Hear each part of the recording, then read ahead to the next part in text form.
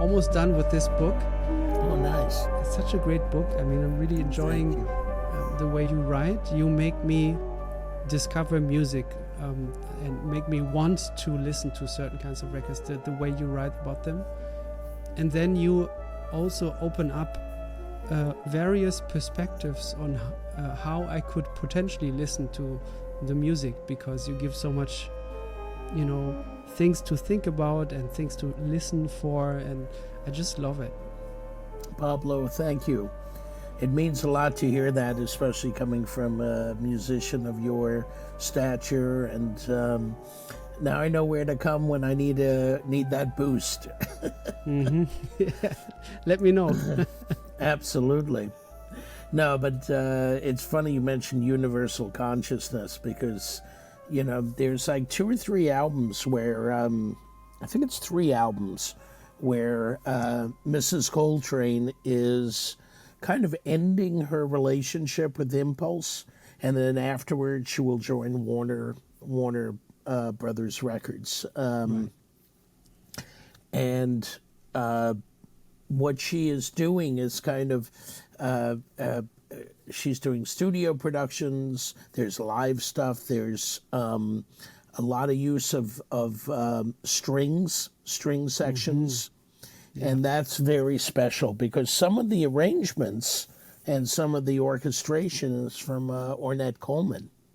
Yes. And Ornette Coleman, right around the same time, is doing Skies of America.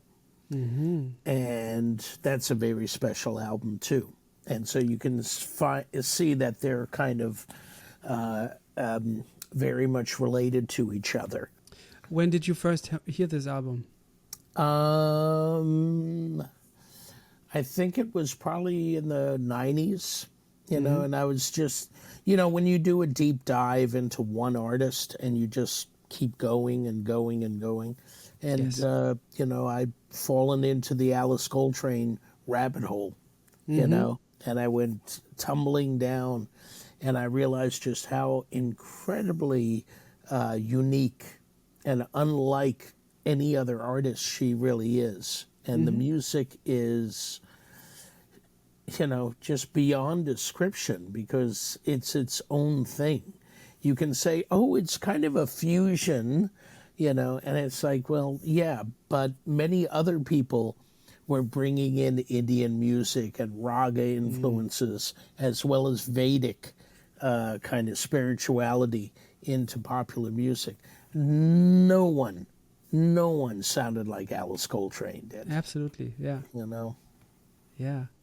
That piece Hare Krishna that is on that album just put me into this, today I was a bit stressed because I had to do a lot of different things and, walk around. I had a rehearsal, had to bring my son to a thing, and listening to that just calmed me down in this great way and inspired me. And while I was listening, I was still reading in that book, because I'm almost done. When you have that wish to finish a book, I don't know, it always gives me a satisfaction. Sure. I'm just now in this beautiful mood, and I'm super happy that we got to talk and continue thank you. Our conversation. It's very powerful music, and it's very timeless. Mm-hmm. It doesn't age. It stays very strong. And that's, for me, that's the sign of really great music, is that it continues to, transport you and really kind of like have its influence on you, even decades after it was recorded. And that was Mrs. Coltrane. Yeah. Am I correct that did you meet her and talk to her? Oh, a number of times, yeah. Yeah, because in this book it seems like there's excerpts of interviews that maybe you have done with her. That's where it's coming from. I think all the interviews that are in that book, as well as the John Coltrane Love Supreme, as well as Miles Davis Kind of Blue, I always do, it's not called a footnote, it's called a source note. Right. So that you can actually go into the back of the book and find out where it comes from. Yeah, great. Yeah. So maybe can you tell me a little bit of the the moments when you talk to her and what still when you think back to her, like what are the moments that you especially remember? Well, I'll tell you for me and Mrs. Coltrane, and I still call her that, because I didn't know her through the spiritual side, so I didn't refer to her as Swamini, which is what many of her followers would refer her. That's how they would refer to her, especially those who were living on the ashram. Ravi Coltrane and Michelle Coltrane, it was Mom, Sure. But for me, it was Mrs. Coltrane. And I was, planning on doing a book on Love Supreme.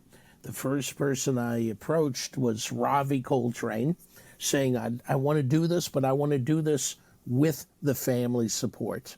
I don't want to do it without. That's the way to do it. Well, yeah, but not every, yes, I agree, Yeah. And the fact that, I'd already done the book on Kind of Blue, that helped. Of course. And once he said yes, then his mother took notice and agreed to an interview. And of course, when I think about Mrs. Coltrane, it's the first time we meet that really still comes to me, and that has been etched, the deepest in my brain and in my soul, And I, for a number of reasons, I flew out to Los Angeles. She was living out there. Her home, not the ashram. The ashram was in Agoura Hills in the valley. She was living in Woodland Hills. And not far from Woodland Hills was this kind of downtown area of Woodland Hills, which was just like one strip mall after another,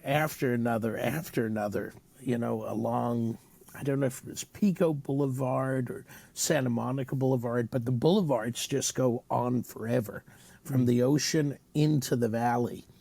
And so there I was going to meet Mrs. Coltrane, and the address they gave me for the office was like between a Thai restaurant and a nail salon, and it just seemed like the most unlikely place for something of incredible spiritual weight and historic importance, because I was going to go talk to her about Love Supreme. And I walked in there, small little office, I made sure I was dressed in slacks, not jeans. I had a nice clean shirt on, and, like you do when you go to an important meeting. And I remember bringing a plant. I didn't want to bring cut flowers. I wanted something living. For some reason, that stuck in my head. I wanted to present something living to her. So I gave her a potted plant, thanked her for participating in this book project. And then we sat down, and to my mind, it could have been a small tech startup because the office was so small. Yeah. And there she was, dressed in a Punjabi dress.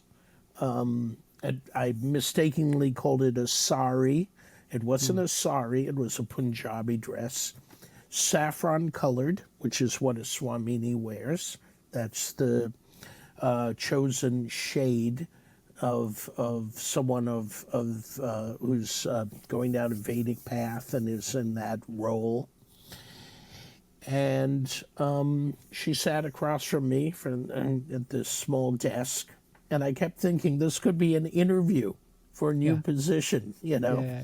or it could be a discussion about something very deep. And I put my recorder on top of the desk, and we got started. And that's what I remember. And from the things that she said, like, what are the go-to memories of that? Like, as far as the content, it was very free-flowing. We went straight into the idea of a Love Supreme. She talked about the exact day or days in which John Coltrane had kind of disappeared upstairs to work on this project, and he was off the road, having finished a very long summer of touring. This was 1964. And he had gone all the way to California and back. And here he was, with his new wife, actually soon to be wife, but mother of his first child. He had a son, John Jr., who had just been born in August. And here he was at the very end of August, beginning of September. The exact dates aren't known, but that's when A Love Supreme was composed. So all the memories of that, of her taking care of the infant, John kind of disappearing, and, her supporting him, taking some food or preparing some food for the family, taking some upstairs, and letting him just focus on the music, was something that she was very, the way she described it was, it could have been yesterday, And then John, after 4 or 5 days, walks down the steps and he goes, I finally got it done. I've got a project done that is ready to be recorded, and everything is ready. Yeah. And normally John Coltrane would he had adopted the Miles Davis approach to the studio, leaving a lot to be composed within the studio, and this was kind of different. When you think about it, though, Love Supreme and the way it was performed and recorded by the quartet and then released, there's a lot of improvisational aspect to it as well, Yeah, before that he was kind of more like, once a tune was maybe ready, he would go to the studio, like more or less, right? It wasn't that he did it through composed. It was more that he did it through harmonized. Does that make sense? The idea that the harmonic path and the events that would happen at certain points, primarily in acknowledgement, the first part of the suite. Parts 2 and 3 are more like straight ahead minor blues tunes, and then there's the very the rubato, the prayer, the prayer, which is that I'm speaking structurally here of how it was all put together. But the idea that all these sections were in mind, and he knew what he wanted, and he knew how to start the album, what was going to go second, third, and fourth, I think that's what he was referring to when he told told Alice that, I've got everything ready. Did you get the manuscripts from her? No. She still had them at that point. She would, she allowed me to use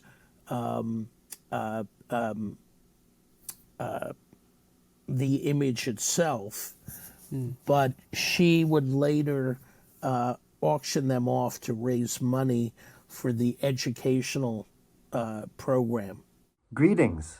My name is Sam Amadon, and you are experiencing the Pablo Held Investigates podcast. And I am experiencing the Pablo Held Investigates podcast as I do every week. It's such a beautiful thing to be able to go so deep with Pablo and the musicians he talks to. I go back and forth between the conversation, and I'll pause and go to listen to the musical examples, and then I'll return to the conversation. It's profoundly beautiful and enriching.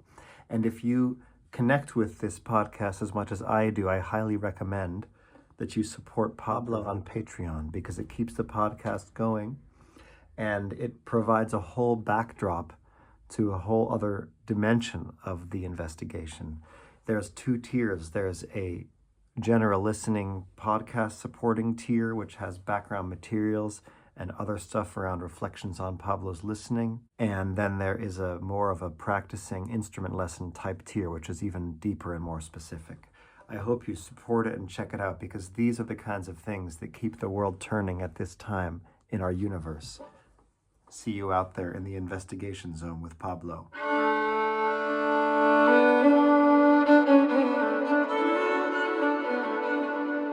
Now, when you have an interview or like a conversation like that coming up, How do you usually prepare? That's a good question. I think it's always different, because you do, like in performing music, you don't want to have everything set up and every question planned out, and this is going to come after that, after this, after that. The value of a good conversation is that it chooses its own path, but also it includes some stuff you could never have guessed and never have assumed was going to be there. A story just suddenly comes to mind, or an interaction is remembered, etc. So what I will do with many musicians is look at recent interviews that they've done. That's interesting, because sometimes I do that as well, but I feel like for me it hinders a little bit. Because it then that, sometimes in the ahead. moment where then I talk to them, when I get the feeling like, oh, maybe I've heard this before in an interview, I don't want to give the impression that I'm, that I'm not interested because I know it already, The thing is, the more that you engage with someone and the more that they realize how informed you are, the reason why I do look at other interviews is not just for content. It's for how does it flow? Yeah. And what are the things that makes a musician comfortable, and what's the best approach? What do they like to talk about? Yeah. Because this is like anyone, if you're going to meet someone for the first time, you want them comfortable. And if you want them comfortable, you bet it doesn't hurt to know what areas of, what topics, what issues, what memories are comfortable for them. And Yeah, that makes sense. It's like playing a blues for the first tune. If you're playing with someone for the first time, that's comfortable territory for almost everyone. So Yeah, that makes sense. Yeah. So going into something like a conversation with Alice Coltrane, what did you do? Well, I think what I did, if I recall correctly, was simply to come in and express my gratitude, and to say that I'm aware that this is probably something a lot of people have asked you. But what I'm hoping to do is both look at this musically, historically, and to not have it just be something that's, so exalted as to almost be, that we can't approach the specifics. It was something that was made here on Earth, blah, blah, blah. But it's also coming from a very rich legacy, which is what John Coltrane was about, If you look at the path that leading up to Love Supreme and the musical, trajectory, the incredible focus and development that took place in the years leading up.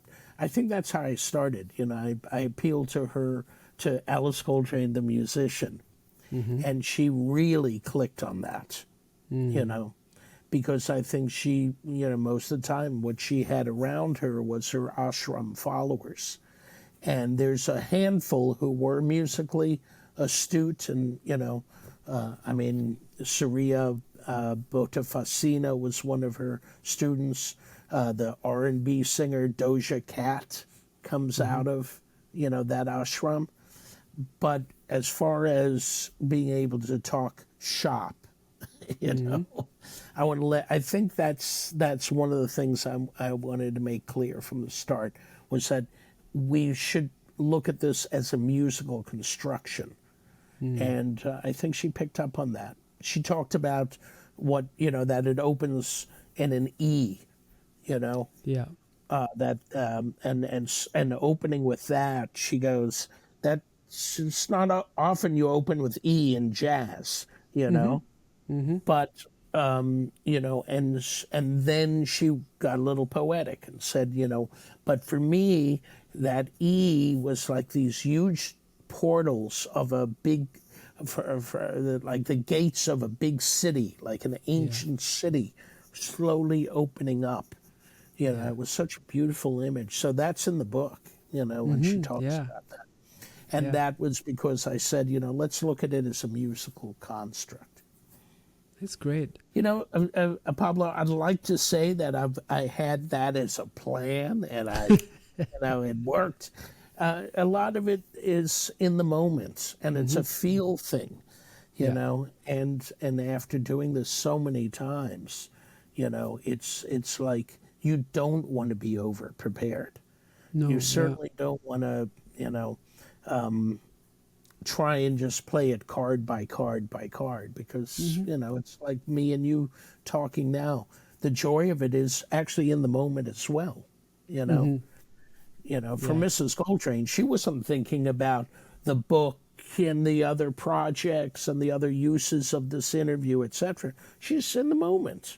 Absolutely. Yeah. And so you want to make that moment special too. Yeah. With any musician, with any person, really. Yeah. That makes sense. Yeah. I just always have to remind myself, like, when I go into the quote preparation process, unquote, I was, I'm a little bit two-faced, a little bit. One side says you've always been preparing for this. I've read Ashley Kahn liner notes. Whenever I got a record where you wrote beautiful liner notes to, I always read them, and I always read them countless times, because whenever I like to listen and go deep into the music, I love listening to liner notes, reading liner notes, and also the books, the Kind of Blue book and the Love Supreme, I went back to read them again. Yes. And so after a while, I have to tell myself, you've done this before, But I also really like these days of going towards the interview and really going deep and reading as much as I can to just be in the Ashley Kahn zone for, that's why I'm asking, like. I don't know if I think of it this way too much, simply because, a lot of this, simply because I'm busy. There's only so much preparation time you can do, However, one other thing is, in looking at older interviews or previous interviews with artists, it's always good to know something special, something like, the part of Detroit that Mrs. Coltrane came from, because she was born into a family that slowly grew in size, and they started in a more working class part of Detroit and moved to a kind of middle class part of Detroit. And knowing that, and that didn't come into play in the conversations I had with her, but knowing that fact, and knowing the fact that they stayed with the same church, even despite this move to a better part of town, that was something I could have played on and said, I've been reading and I know this and blah, blah, blah, blah, blah. And I think that would have been something that would have been a good card to play at a certain point, and to say, can you explain to me your memories of that kind of movement, that social movement of your family? And then tell me about the church. And at a very young age, you were playing the Hammond, in the church.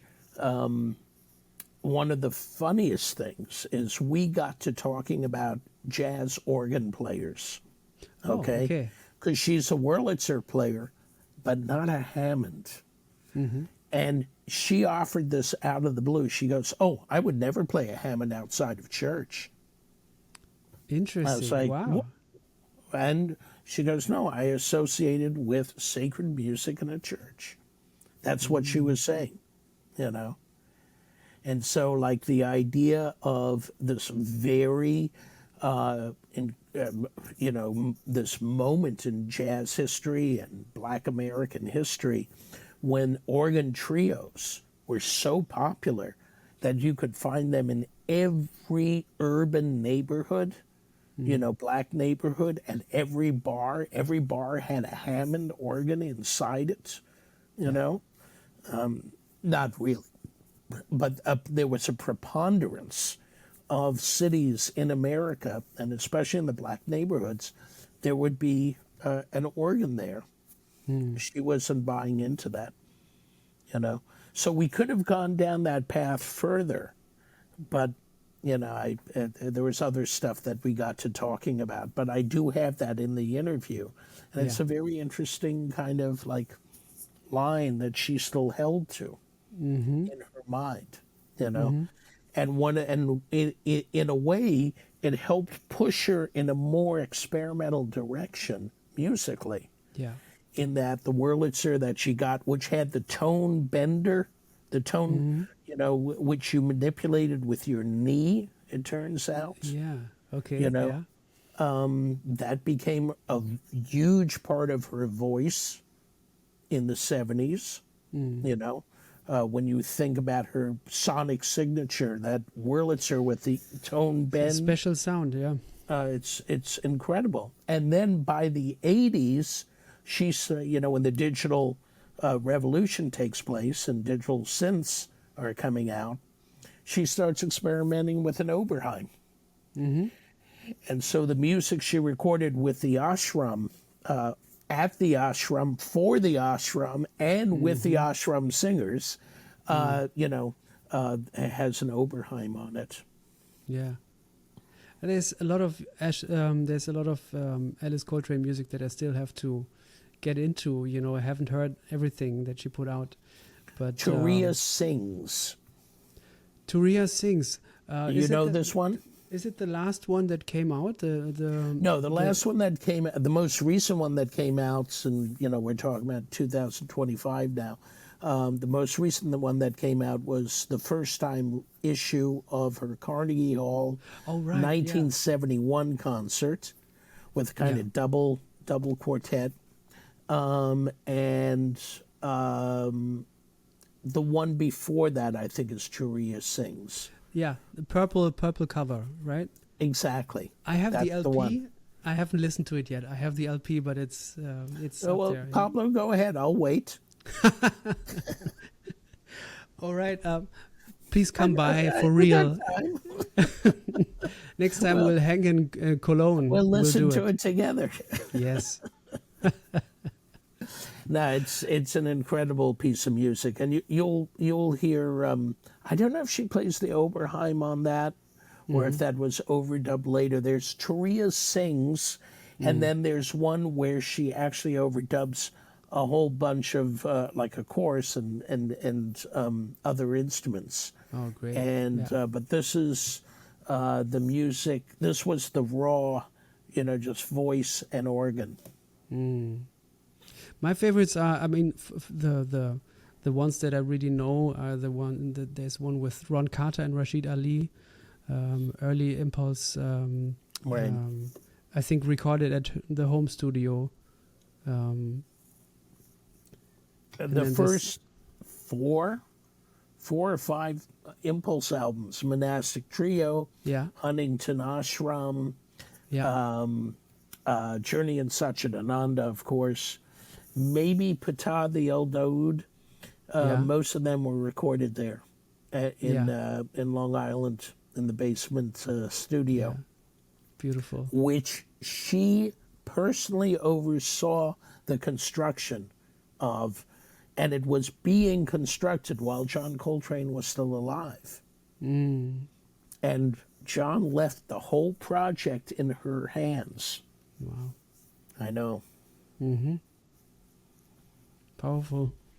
Very much so.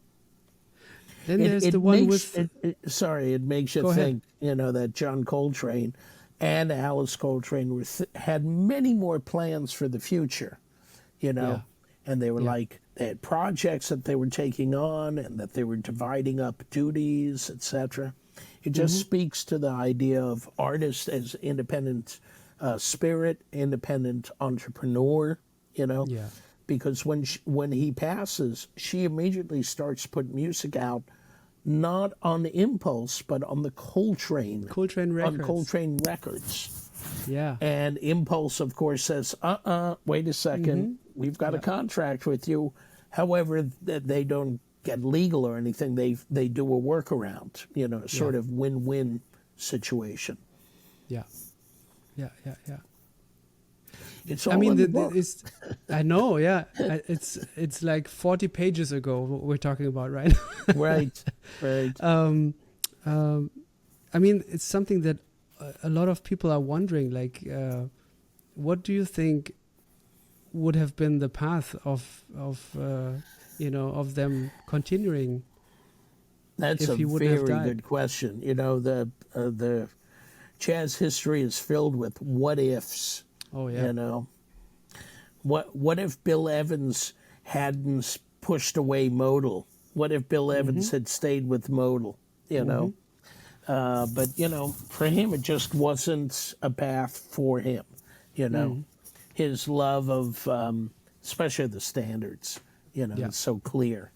Yeah. But there were. He would record and perform Blue and Green, which wasn't so much modal as a kind of ring of chords, In any case, I think that with the Coltranes, what the future held for them was kind of what Mrs. Coltrane saw going forward. A lot of experimentation, a lot of opening up to other influences, anywhere from Indian ragas and Vedic, songs of devotion, bhajans, etc., to Stravinsky, the fact that she does the Firebird, on one of her albums, I think on World Galaxy, and she and all of this is because of John Coltrane. The Stravinsky, the love of Stravinsky was actually definitely because of John. But the idea of her exploration of Indian music and ragas, definitely John. But the idea of Vedic devotional music, that's something she discovered. So that kind of hunger, for other influences and bringing together the spiritual and the musical, together in a way that made sense coming out of a jazz background, coming out of a Black American musical background, blues and gospel, etc. All of that would have continued to be in play, Would John Coltrane have experimented with electric instruments, electronic, instruments, amplification? Well, there's that famous photo of him standing at home with his saxophone, and that company that Selmer was invested in, Veritone, the Veritone attachment, which was basically a way of connecting the reed to an amplifier. And then you could play around, a little bit with the effect. Eddie Harris and Lou Donaldson were famous for having experimented with this. And later Michael Brecker, but not many people did. It became a thing for a moment, But John Coltrane was willing to stand in front of a promotion and create a promotional photo for it. Kind of indicates, he's open to that idea. So where Miles Davis would later go, I would not have been surprised at all to see John Coltrane going in that same direction. Yeah. I mean, I think I read a pretty late interview with him where he kind of talked about the idea of maybe returning to a kind of a ballads tune oriented project. Do you know this interview? It's one of I have this book, Coltrane on Coltrane. Sure, I love that book. Yeah, it's one of the greats, I think. And my favorite has got to be the interviews he's giving in Japan when he's out there in '66, and you see what he's thinking politically, what he's thinking spiritually, you know, and then also the idea that, you know, some Japanese students are trying to nail him down as to what his spiritual path is, and he refuses to even use the word God. Yeah. You know, he doesn't even, he's so into this kind of universalist vision that he doesn't want to put a name on it. Yeah. And, you know, as opposed to Love Supreme just a year and a half before, he did use God, but he doesn't use the word Jesus. Yeah, it's true. Yeah. You know, coming out of a very devout Christian upbringing, you know, and he's like pushed the word Jesus away. At least it feels that way, you know. And now he doesn't even want to use the word God. And he says, you know, well, how would you describe? He goes, I feel something. Yeah. Yeah. I feel something. Yeah. And that, to me, it says tons. There's tons of meaning in that, you know. Wow. Yeah, I know. Anyway, you were saying that there's an interview in there where he talks about... Yeah, he talks about maybe he's thinking about doing, you know, a ballad. Going back to ballads. Yeah. Yeah. Well, I mean, here's the thing. You know, a lot of people, I believe, you know, look upon musical progress as this kind of scorched earth movement, if you know what I mean by scorched earth. You know, you're burning the bridges behind you so you can't go back. Yeah. And if you ask me, Coltrane was adding. And so the cycle of fifths, the famous sheets of sound period, the idea of modal, you know, structures, the kind of approach that he got from Ornette Coleman, you know, because he actually studied with Ornette Coleman. All of this is adding, there's nothing being subtracted, you know.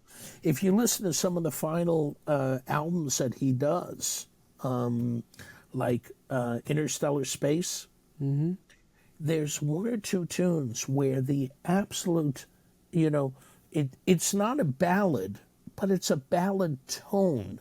Oh, yeah. The tone that he has developed with his saxophone is so undeniably gorgeous and you know, three-dimensional and full of life, as much as the Ballads album. And it's just as beautiful. It just happens that he's not doing a 32-bar familiar melody. Yeah. You know? Yeah. But the tone could easily be applied to a ballad, a more familiar ballad, you know. Yeah. And then of course there's the harsher, you know, more preacherly, you know, it's almost like he's talking through the saxophone. There's that too. But there's a whole range of voices that he's dealing with, you know, like a Kendrick Lamar of the saxophone or something. Yeah. You know, that's what, and so my feeling is that he never pushed anything away, except for maybe the idea of doing other people's music. That after Love Supreme, he primarily wants to do his own music. Yeah, exactly. And, you know, I've done that, and now let me do this. But the music approach, you know, what was underneath the hood, the nuts and bolts of what made his music come together, he wasn't throwing anything away. He was using whatever he needed. There is this picture of Trane sitting in with Monk, maybe at Newport, or maybe it's another festival. But I think Charlie Rouse didn't make it, and Coltrane was there, or maybe Coltrane's band didn't make it. But there's a late performance of Coltrane sitting in with Monk, and I was always wondering, is there a recording somewhere, or yeah? Do you know something about this concert? Yeah, it was a George Wein production. Yeah. It was the George Wein Festival done in Chicago, I believe at Soldiers Field in 1965, maybe. And that's exactly what happened. Monk made it, but the band didn't. And George asked John to sit in with Trane. Yeah. I mean, sorry. George asked Trane to sit in with Monk. Exactly. Yeah. Mm-hmm. Sorry, and that's what happened. Archie Shepp was at that concert. Has talked to me about it. Yeah. What did he say? I don't know if they were. I don't think there's a recording of it. Sadly. Mm-hmm. Yeah. What did Archie Shepp say about that concert? Do you remember? No, I don't. I was about to say something funny, but I don't want to ruin the memory. All right, You know, I mean, the thing is that, these cats who were on the road and doing 200 shows, 250 shows every year, asking for them to remember something specifically, it doesn't register one show over another unless something very funny happened or unusual or, I remember asking George. I had to do an interview with George when we were celebrating Miles Davis. And, Miles Davis very famously did a rendition of Round Midnight. Oh, yeah. And with Monk. Yeah. With an all-star band, actually. Jerry Mulligan, Monk, maybe Kenny Clark was there. I mean, this is 54. Was it Connie Kay?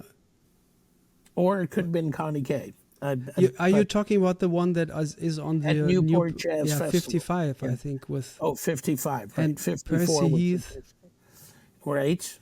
Yeah. Thank you. Okay, so Percy, Connie, Jerry Mulligan, Sue somebody Sims, else. maybe?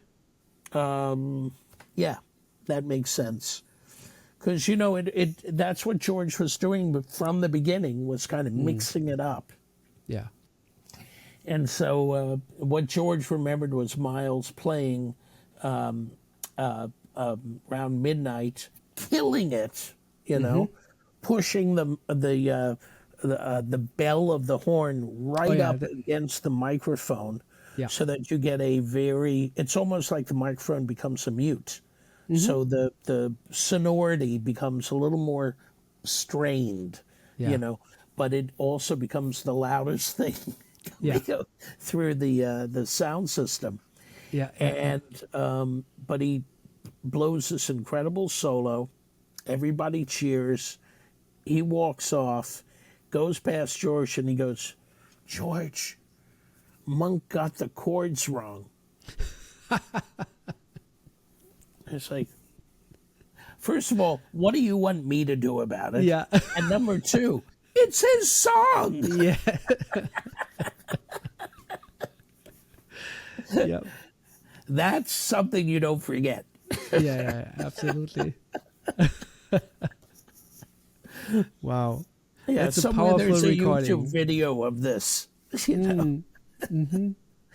I remember this moment from, it's either in the book or the kind of blue book or in the Newport liner notes that you wrote of the Newport box set. And beautiful. Yeah, when you get gold like that, you don't forget to use it.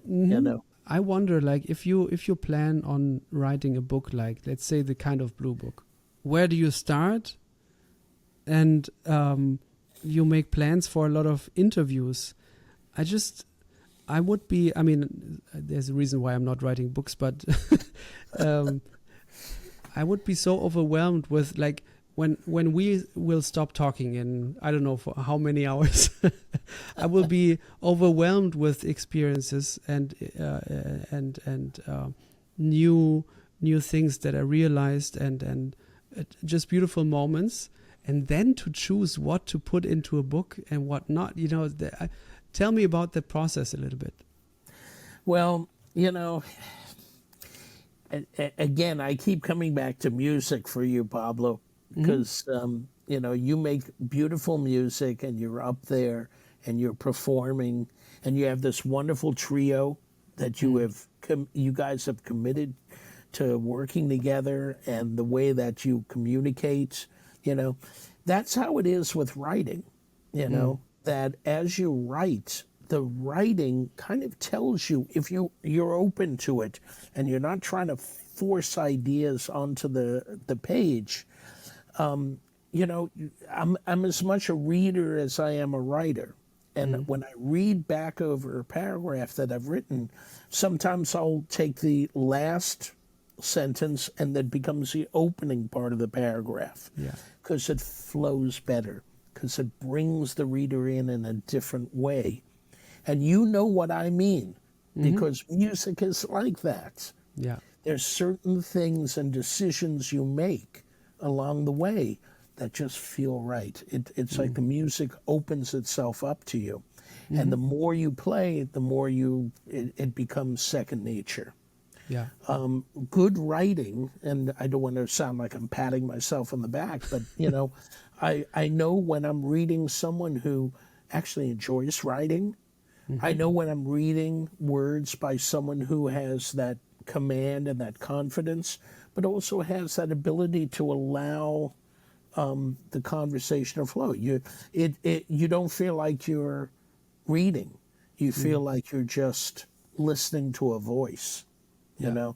And that's what I try and achieve, with what I do. And I think a lot of it comes from this idea of allowing the text itself to tell you where to go. So if I get to a point where suddenly, it sounds right to step back and talk about the general moment, as opposed to being just focused on this track at this moment, but I want to, and then you come back in. But, there's a flow, there's a gentle kind of back and forth that happens in all good reading. And then there's the mechanics of it too, Tell me about it. Well, the mechanics are, short sentence, long sentence, complicated structures, and then simple, straightforward statements. Where did you got that? Who is a good example also of that? That's a good question. Because great writers who deal with music journalism, journalists, or music historians like a Nat Hentoff, or a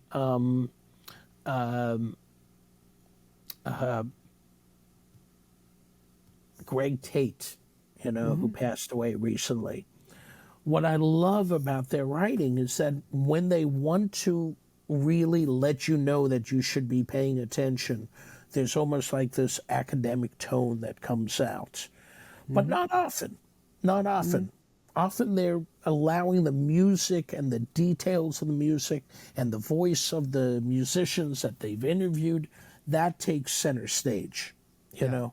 And they don't want their writerliness, for lack of a better word, they don't want their writer's craft to get in the way of the information, because they love this music. And you feel that.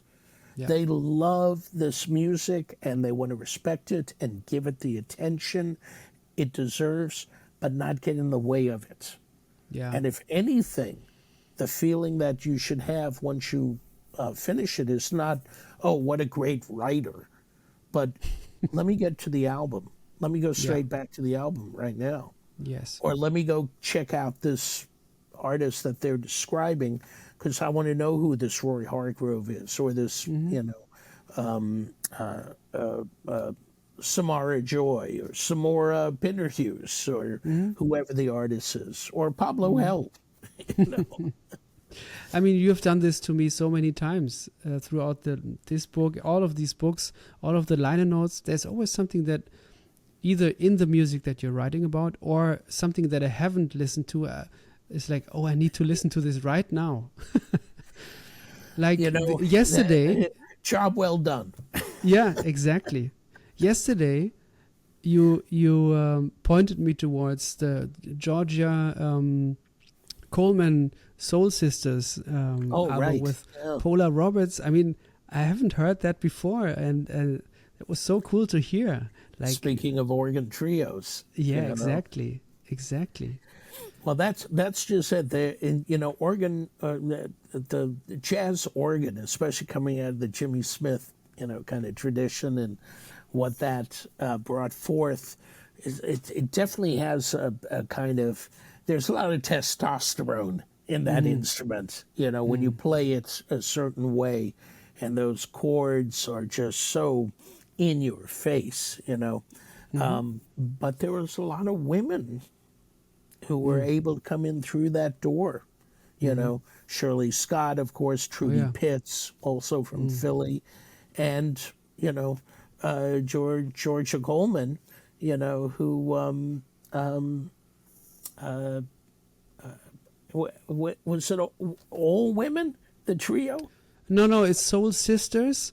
It's Paula Roberts on drums and Georgia Coleman on organ. But then it was Grant Green on guitar and what's his name? Leo Wright on bass. On saxophone. Oh, on saxophone, right. Bass she was providing with her feet. Yeah, exactly. Yeah. Right. With the feet or with the left hand. I don't know what she did, but it sounded amazing.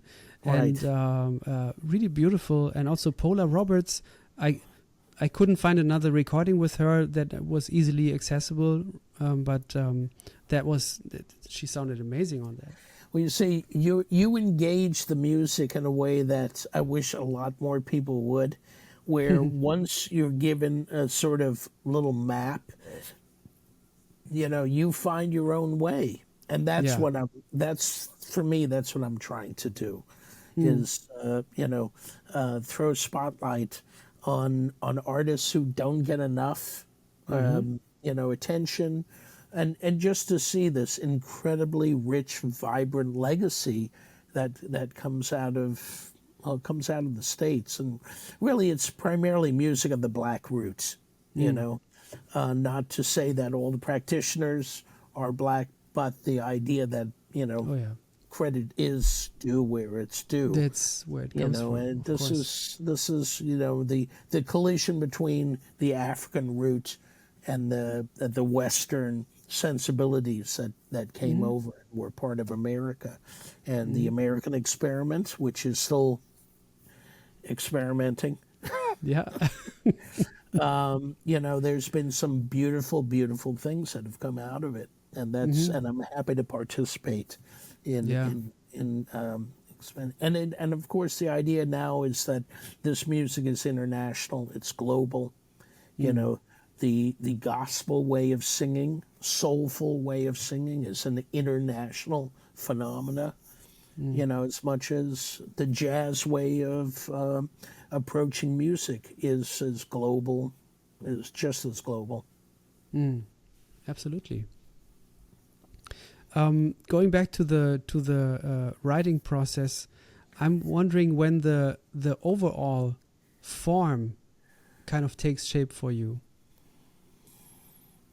When you say overall form, help I mean me the form of understand. the book, like we were talking about the shape of maybe certain sentences and inviting maybe a different kind of viewpoint into. Well, there's something that happens with nonfiction writing. Okay, that's you're taking the kind of chaos of a record company, for instance. Hardly anything goes by plan. I mean, there's a plan, and it gets, an album's result from this planning, etc. But the sort of growth of an artist within a record label, etc., who knows what's going to happen? And each album has its own little story, and each artist has its story within that, that structure within being with a certain label or whatever. That to me is something that, if you try and wrestle it into a story, it doesn't always work. Yeah. And so what you will see a lot in my writing is that I'll divide stuff up into sections and then subsections, give them titles, you know. So, for instance, Keith Jarrett, on Impulse was a certain band that he worked with, the famous Dewey Redman, Paul Motian, Charlie Hayden quartet, the so-called American quartet versus what he was doing with ECM, And how did that come about, and why was he allowed to record for two labels simultaneously with two different groups, And so I set that in motion, and then I kind of describe the first couple of albums that Keith was doing, which were kind of very spontaneous and live. He was very much about that live energy. So you had the albums that came out of his recordings at the Vanguard. Yeah. And then it develops into more of and a different sound with the studio recordings that he does through the 70s, So there's an arc there. Yeah. There's a story to be told. Yeah. It doesn't necessarily fit in with everything, all the other stories that are happening simultaneously, what Pharaoh is doing at the same time, what was going on with Alice, in the 70s. But it's kind of, it's worth its own telling.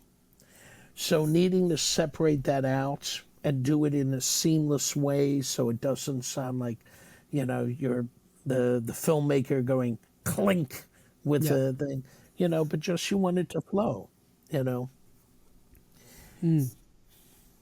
That I don't know if that helps answer the question. No, it does. I mean, also like the story about a label dictates a certain kind of chronological approach, I suppose.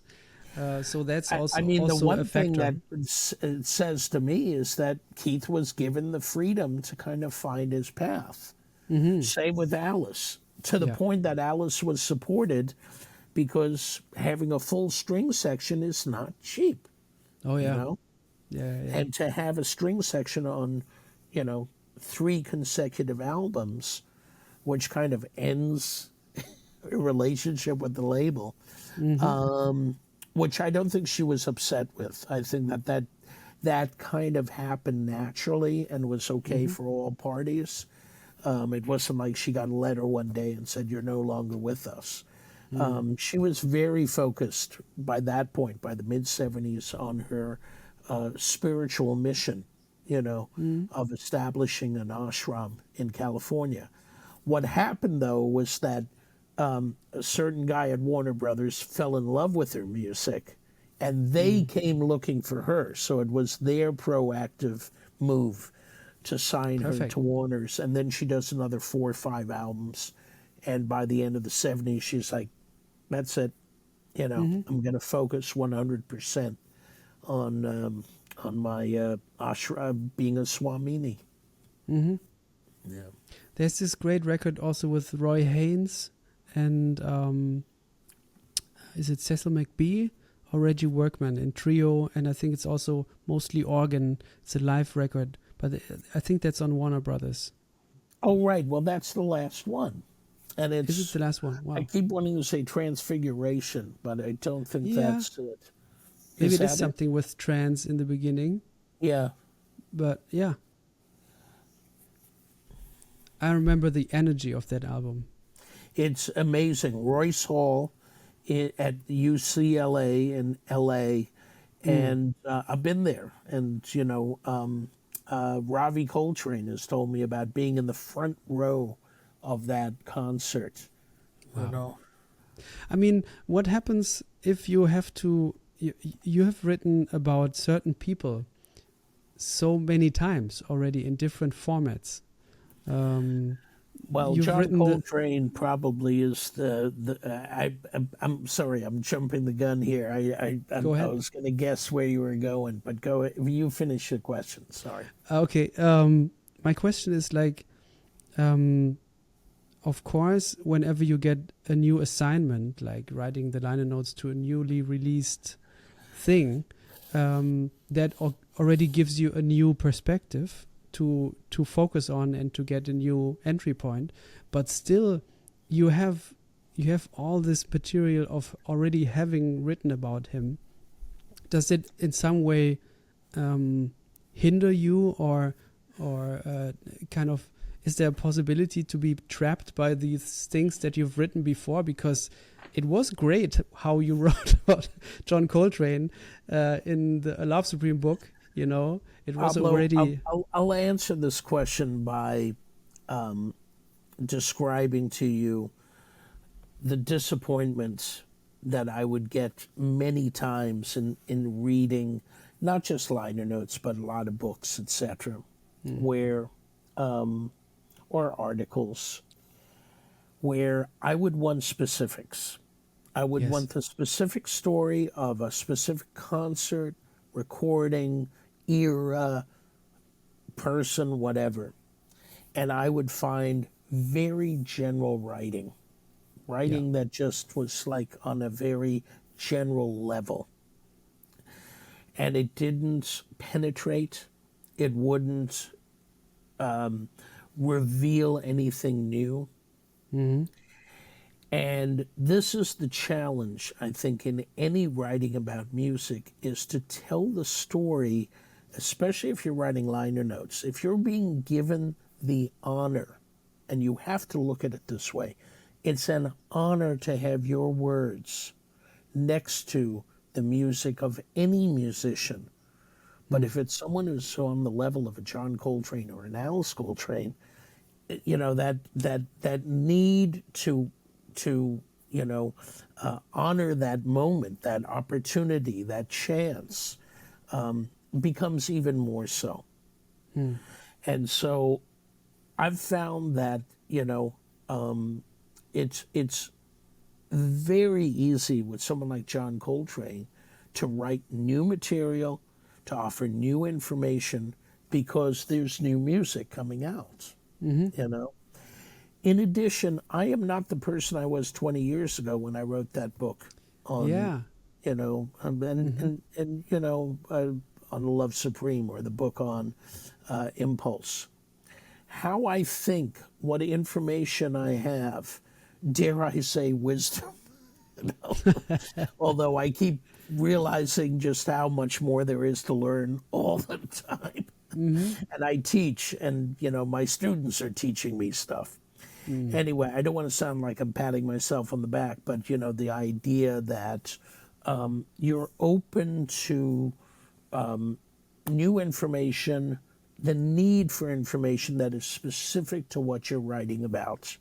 Yeah. So it bugs me to no end when I read liner notes that, let's say it's a Miles Davis album, and they're just talking about Miles Davis in general. And they're talking about Miles Davis's struggle, or Miles Davis this, or Miles Davis that. Excuse me, what about the music? Yeah. What about the music that is specifically on this album? And the same with articles and books, etc. So, in a way, that's what motivated me to do what I do. Also, getting enough, work so that I can perfect my craft. So I've been able to do this in public and have that develop over time into something that I now feel very confident about, that, when I have a new project that comes my way, I kind of know what to do. Yeah. I don't want it to be formulaic, and if it ever starts to read like it's formula, give it to somebody else. That's how I feel. And what I can always read when I read your liner notes or the books, I read the love first, and then I immediately get what you were talking about in terms of I also love getting specific info on what I'm reading, what I'm listening to, because it just enriches my understanding and also love of the music. You know, I don't. One thing you don't get much applause for liner notes, or you don't get much feedback. Is really what I want to say. You know, it's not like I again not needing the pat on the back, but the idea of like knowing that it's reaching people and that it's providing a bridge directly to the music. When I teach writing or writerly aspects to future music professionals, which is who I'm teaching at New York University, I often tell them, that the idea of you can even use time code, and say at 5:33 in the middle of his solo, Pharaoh Sanders does blah blah blah blah blah, or you hear a sound that what's wrong with that? You should feel confident and willing enough to bring the reader right into the music. Yeah. Of course, you don't want to pin the music down like it's a butterfly in a museum, and say A equals B, and this is what he was thinking. No, you don't know what the musician was thinking. But what you can say is what the emotional impact is, or technically what he or she is doing, But, and so it's always a balance, and anything that opens up the music, opens it up, doesn't nail it down, but opens it up is really what I'm about. That's beautiful. And also like how you enhance it then always, and also very quickly with words from the actual people that were involved with the music, the concerts, the recording sessions. I think that's so in a way selfless also from you as a writer, because you immediately you set the stage for them to say what you want to be heard also, and also you give a voice and an opportunity for them to tell the story. Well, I gotta say, Pablo, you're making me feel really good, because I think about this. I don't voice it though. Like you have. I mean, absolutely. It's always better to let the experts be the experts, and put and put the frame around them. I don't need to be the one. I don't need to be the expert. I'd rather quote a Joe Lovano talking about, or a Dave Liebman, or a Shabaka, or Dana Stevens helping explain the music, because they would know. Yeah, but that separates you from a lot of journalists out there, and I've been in the other chair of somebody who is maybe being interviewed by a journalist, and oftentimes it's about them trying to show you what they know or think they know about your music, and after a while you feel like, what are we doing? What are we doing here? And especially like also I've read some great books about John Coltrane, but also some not so good ones. And I'm not going to say names, but there was one which I had to actually, and I'm a fan, and I had to stop reading it because I felt like this person was actually judging which album was, was working, which one wasn't. Maybe you know which book I'm talking about, but at some point I felt like, no, where he talks about maybe, there his sound or his vision wasn't as complete yet, or something like this. I don't need so much personal taste coming into writing like this. You know what I mean? Well, when I started to write, this was in the 70s, in fact, in high school, and I was writing about Led Zeppelin, and I was writing about punk rock, and I was writing about reggae, Stevie Wonder. I was starting to get into jazz too, and I would read some jazz writers, and there's still the sort of need for mixing together the critic's voice with the journalistic voice. And, you know, I hate the word critic, and not because it's also used in the word critical, but the idea that my opinion doesn't mean shit. It really doesn't. You know, I know what I like and I know how I want to share it, but I don't want to share it by saying this is good and that's bad. Yeah. You know, and there's some very simple rules that I also, you know, share with my students, and that is, don't even begin to think that you need to put down some other music to raise this up. Oh, yeah. Or some other album so you can raise up this album. You know, Yeah. that idea, and you know what? It goes beyond music and beyond the arts, you know, because that comparison game is something that kind of, I don't know what part of, you know, the human impulse that comes from, but it's like, you know, this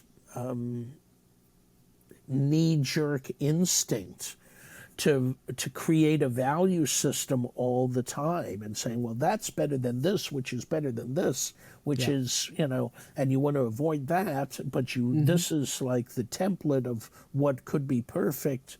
You know, no. And all of this stuff changes as tastes change, as time passes, as we grow, you know. So that whole game, it just doesn't mean anything to me. And so I feel your pain. Yeah. Yeah.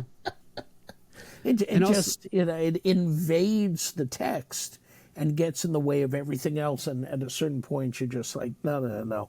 You're telling me what you like, what you don't like, and that's not what I want to be reading. exactly. Exactly. I get it. I'd rather I have get it. some more background info on what happened at the recording studio before I'll give the you gig, an example. Pablo, I Yeah. don't know if you know this about me, but I come out of the production world. I used to run or do tour management, and I did a lot of festival productions.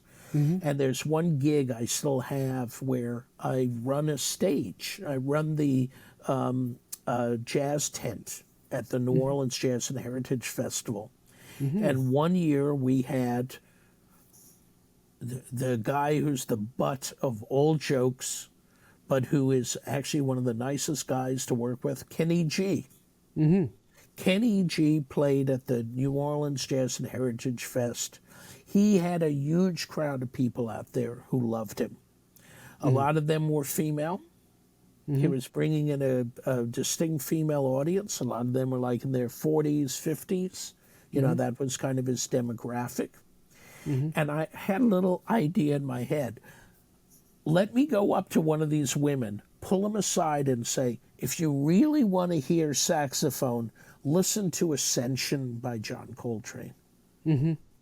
I would never hear from her again. Of course. You know, I mean, and it was a joke I told to myself to kind of say, these people are really enjoying Kenny G.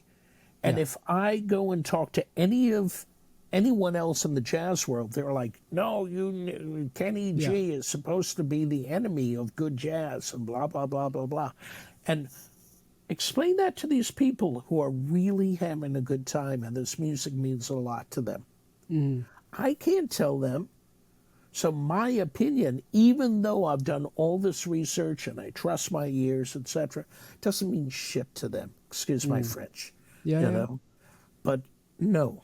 You know, so that's the kind of revealing moment, you know, where I just go, you know, I will simply say why this music is good. I don't need to compare it to something else. I don't need to put Kenny G down to lift up Coltrane.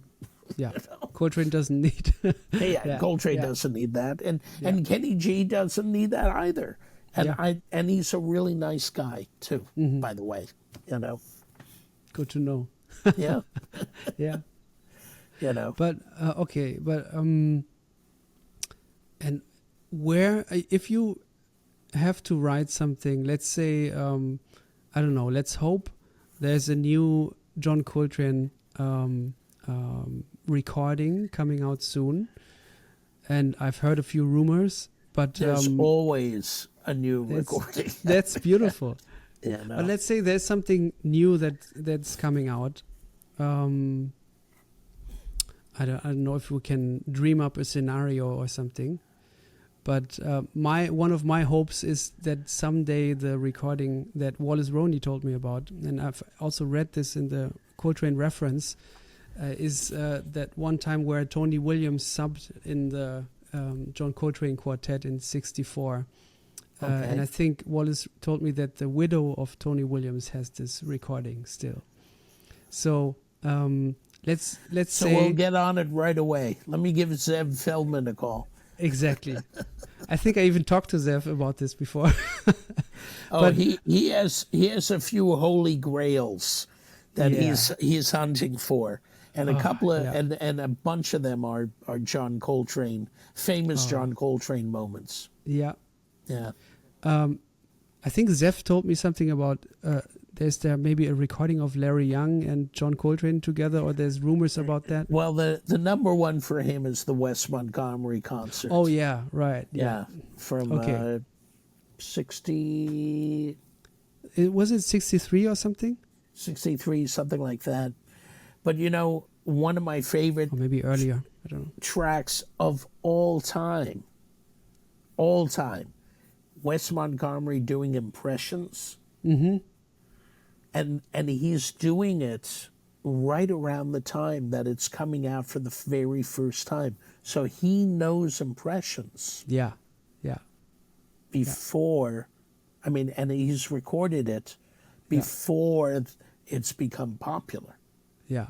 So there's something happened in those 2-3 gigs that Wes Montgomery did with Coltrane. So let's say this recording, the Wes Montgomery with John Coltrane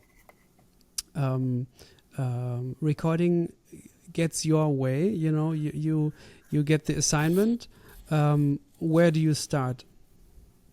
Well, I get a new pair of pants, a nice clean shirt, make sure I brush my teeth, Yeah. I get prepared. I mean, it's literally being given the opportunity to write liner notes for something like that. It's so incredibly important, so incredibly historic that you want to prepare yourself, you know, and just be in the right frame of mind, etc. But then you start thinking, like, who's still around Yeah. from that era? Who can I talk to? Is there anyone left? And you know, of course, this gig took place. Was it the Monterey Jazz Festival or was it the? Could be. I don't know. There's a bunch of shows that take place in the Bay Area and Monterey with Wes. I think. I don't think Wes was only in Monterey. I think there were a couple of dates before, and it was like just a week long, whatever. But, you know, I start to, you know, think about who it is who can help, you know, give that shape. Anyone who can talk about Monterey and how, you know, where Monterey Jazz Festival stood in the early 60s relative to all the other festivals, you know. You know, this is happening before the famous Monterey Pop Festival in '67. So the idea of music in this area, this venue, which normally just has livestock and you know, farmers come in and have a fair where they show off their prize pigs and how much corn they grew that year. You know, this is where jazz is taking place. So, you know, what about the history of that area? What about, you know, who was bringing jazz into this, you know, location? then then you really sit down with the music itself, and you start to take it apart, and you try to understand why certain tunes would have been chosen. And where does Wes's performance of the Impressions, the famous one from the half note, sit in connection to this performance? Yeah. In case Impressions was performed by this group. Impressions, by the way, is one of the most common tunes that Coltrane performed in concert again and again and again. Yeah. My favorite things, Impressions. He hardly ever did Giant Steps. But in the early 60s, there was this mix of ballads, of modal pieces, of, other kind of structures that he was developing at the time. And then, end of 64, A Love Supreme happens. Yeah. Yeah. So, when did you stop playing Impressions? Is that 65 or 64 after I don't Love know Supreme? if he ever stopped. I would have to check the Coltrane reference. Yeah, exactly. That's the book. The thing is, what's great about the Coltrane reference is it gives you set lists to so many shows that were not recorded. Yeah. So, the idea that he, in the studio, he was doing only his own music after Love Supreme. But even famously, he was doing My Favorite Things even into 1967. It's just that most people couldn't recognize it. Except at one point, there'd be a recognizable melody for maybe 20 seconds. Yeah. And then it would be off into, some very dense and intense delivery of musical information. I don't know how else to describe it. But like the extreme example that is live at Olatunji's one of the last live shows that was recorded before Coltrane passed away, is so dense. Yeah. It's like trying to read a James Joyce novel, like Finnegan's Wake. It also has so much percussion information. also going on at the same time, like multiple percussion. Exactly. A lot of that. But he had an idea in mind. He was a conceptual thinker. And so there was a distinct reason for him doing this, stacking harmonies, putting a lot of musical structural ideas together, It definitely had a lot to do with his idea of universality, of playing all tones at once, to reflect his philosophy, to reflect his vision of spirituality that he was carrying, Gotta love him for that. Yeah, absolutely. That he really wants to put his ideas into his music, and his heart and soul, of course. Again, a question about The House That Trane Built, the book. You give us this beautiful chronological view also on like almost each release gets talked about and written about, and then there's my favorite parts is like whenever you zoom in on a specific album, and that you sometimes have teased before, and then a few pages later we got to whatever it was, like Fort Yahoo. I was just reading about that. And For Yahweh. I'm sorry. Yeah. Right. So, but what I was wondering, like at the end we have this thing where you list all the releases on the Impulse label. I was Right. It's a very simple question, but did you actually listen to every CD when you, or every LP when you wrote this book? I did, and I had fun with it. You Yeah. know, I mean, you know, here's why miss an opportunity, you know, Yeah. to dig into, you know, and discover all these surprises like Elvin Jones playing acoustic guitar, blues. Oh yeah, I still have to go to that You one. know, I haven't listened to it yet. or that incredible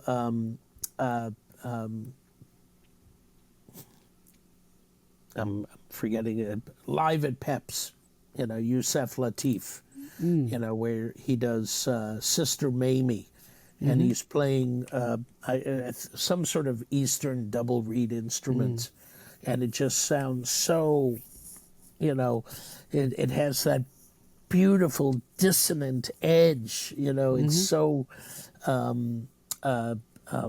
rich, you know, in different sort of overtones that you wouldn't get from any Western instrument. Yeah. And it's so, and then you have, you know, I think it's James Black on drums, who's providing this incredible New Orleans influenced beat, you know, and it's just gorgeous. Sister Mamie is the name of the tune, you know, but little discoveries like that, you know. And they affect how you listen to the next album. Like I always love that. What does one listening experience open up or change for the next one? For me, the idea of a path, you know, the arc I was talking about, Keith Jarrett in the 70s, Gabor Szabo in the 60s, you know, and how, you know, his coming out of playing with Chico Hamilton and then getting his own, you know, deal with Impulse, and kind of, and later on he'll go with CTI and other labels. But, you know, that the 60s album, which had such a huge, you know, influence on someone like Carlos Santana or John Densmore from The Doors, you know, that very Eastern sound, you know, because he's from Hungary. So there's a lot of Eastern influence happening in Hungary. And no one sounded like Gabor, you know, at all. And here he is coming, you know, he's basically a refugee from, you know, you know, from behind the Iron Curtain, from communist Hungary, and making his way into the Western jazz world and doing it really well. And falling in love with modal music, and then he does a whole album dedicated to the jazz raga idea, you know, and he does it really well, you know, and then he falls in love with the Beatles, with pop music, and so he's finding a balance between the pop influence and the, you know, pop music and rock, early rock, and you know, and modal jazz, etc. You know, that's its own little world, you know, and there's so much to write about it. The hardest thing, Pablo, is how to encapsulate ideas in such a way that really just, you know, it's like, I'm going to tell you the you know, one or two sentences that you need to know on this album, but please explore it for yourself, you know. Yeah. But there's not enough room in one book to write as much as I would like to write on each of these steps along the way for Gabor, and then for Pharaoh, and then for Archie Shepp, and then for Clark Terry and what he did, you know. It's, you know, so. I talked to my father about this, like whatever you believe spiritually or whatever, there's this thing, like there's so much music, Ashley, that you have and we have, but let's say you have listened to, studied, taken in, you have read so much, and what happens to all of that when we die, you know? You know, where does the consciousness go of all of that knowledge that is in your wherever it is, you know. And but what you have done with all these books and these liner notes is preserving that knowledge for everybody else. Like that's a big contribution to mankind that you're doing, you know. But like there are people also that don't write books. Like what happens to all the stuff that we put into our heads, you know? It's wild. Well, you know, I mean, I don't want to flatter myself, you know, because there's billions of people, you know, who are currently on this planet who don't connect to this music at all or to this culture, etc. But to those who do, you know, and this can help serve as a doorway to understanding, for deeper appreciation, to, you know, some sort of like intellectual gratification in addition to being inspired by the music itself. I'm happy for that. For that, I'm happy, you know. Yeah. And you know, I mean, in a way, I'm sort of giving back to the music what it gave me, you know. This music, in many ways, gave me shape and inspiration and a meaning to understanding one of the reasons why we're on this planet. You know, it's to, you know, find a way to creatively express who we are to each other, inspire others to do the same, to live lives that are full and filled with moments of joy and happiness and sharing, you know, and sharing all of this. You know, it's all part of that, you know, but I don't see it just as, you know, and if I can help keep alive this kind of appreciation that I have for the music and get others and instill that kind of spirit with others, I'm hugely happy, you know. So for me, again, Pablo, thank you.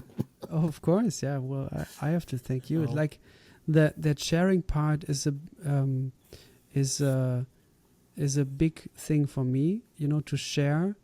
And I've thought a lot about this, where this comes from throughout my life, because I grew up in a musical family, and my parents are big jazz lovers, also other kinds of music, but a lot of jazz.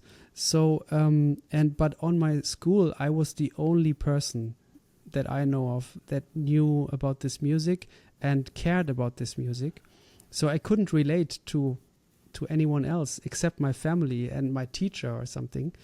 And so now thinking back on it, I can see why for me there is a need to share the love for the music with others, and maybe point also to a certain, like whenever I like this Alice Coltrane record that you pointed me towards too, that I will now listen to on repeat, and then I just know that I will share this with my friends and show them my favorite moments, because that's a personal need that I have. You know what I mean? Can you relate to this? Oh, absolutely. I mean, here's the thing. Again, you know, it's sort of like that moment with Kenny G.